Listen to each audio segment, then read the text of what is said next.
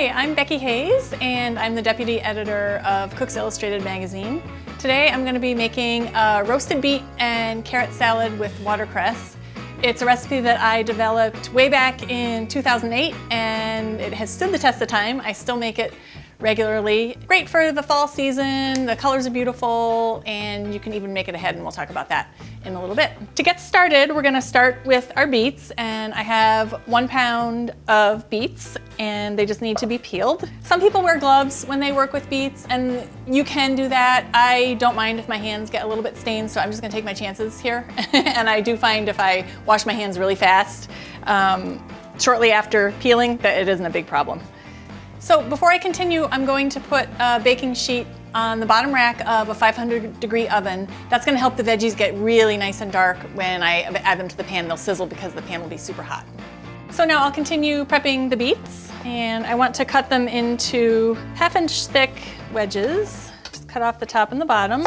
So when I was developing this recipe, I chose beets and carrots because they both have about the same density, and I'm gonna cut them in sizes and shapes that are gonna have them cook through on the same baking sheet in about 20 or 25 minutes. So the beets we're doing about 1/2-inch wedges, just like that.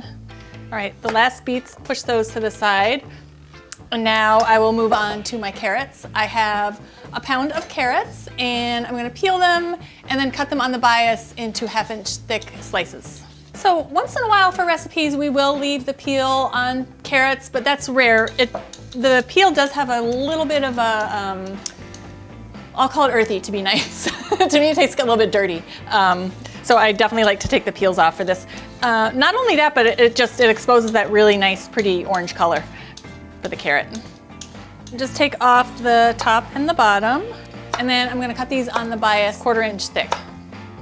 So cutting them on the bias like this just exposes some nice flat surface area for browning, and it looks really pretty with the beets that are cut in wedges. So now I'm putting the carrots and beets into a bowl. We're getting ready to go in the oven.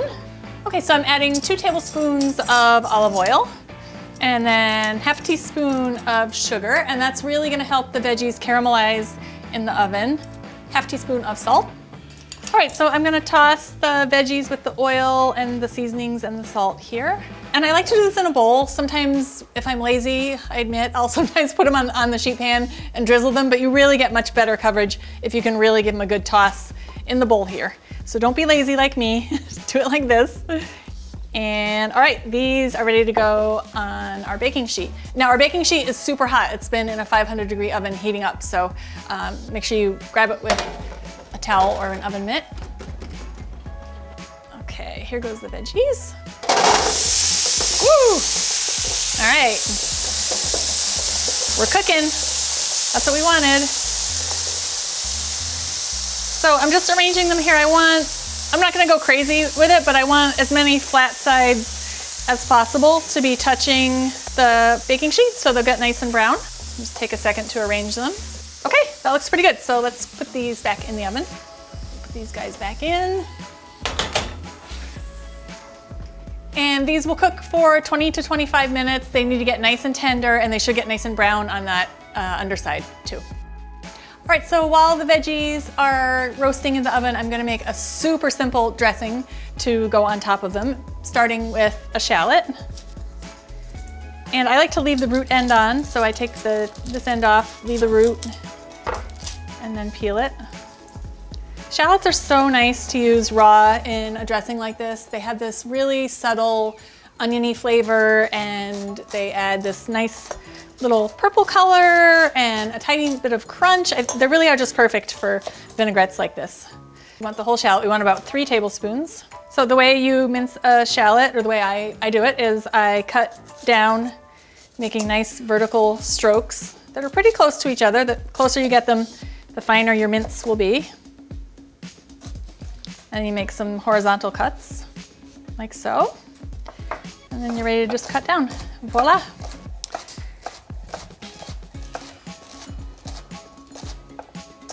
Okay, that looks like just about enough, about 3 tablespoons. That can go into our bowl.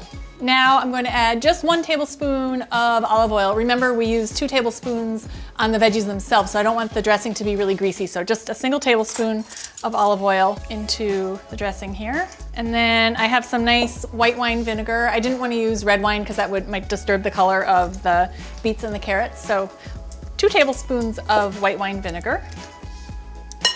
Also adding a teaspoon of honey. Again, I really want to accentuate the sweetness of those root vegetables, and honey is really nice for that. It also gives a tiny bit of body to the dressing and helps it cling to the veggies.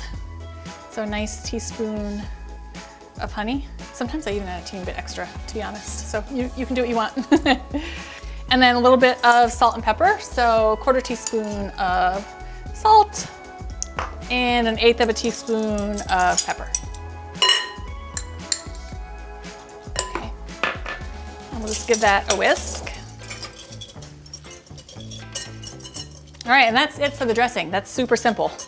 All right, so I think the beets probably need another 15 or so minutes in the oven, so I'm gonna clean up a little bit, and then we'll prepare the watercress.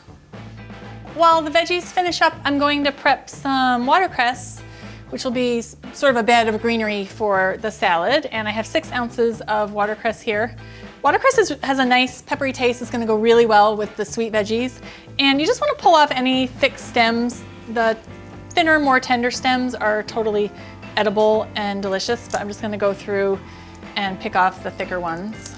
So you can mix the watercress in with the veggies. I like to do a nice platter presentation like this, so I'm just sort of making a ring with the cress around the edge.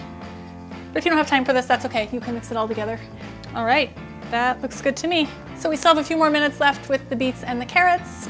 We'll pull them out, let them cool, and then we can assemble the salad. All right, it's been 20 minutes. I'm gonna take a peek at these veggies. Ooh, they sound good, they're sizzling, they smell good. Gorgeous. All right, I'm just gonna poke my knife in. Goes right in, nice and tender, beautiful. Oh, those look so good. They're kind of stained by the beets, but the carrots are nice and brown on the bottom.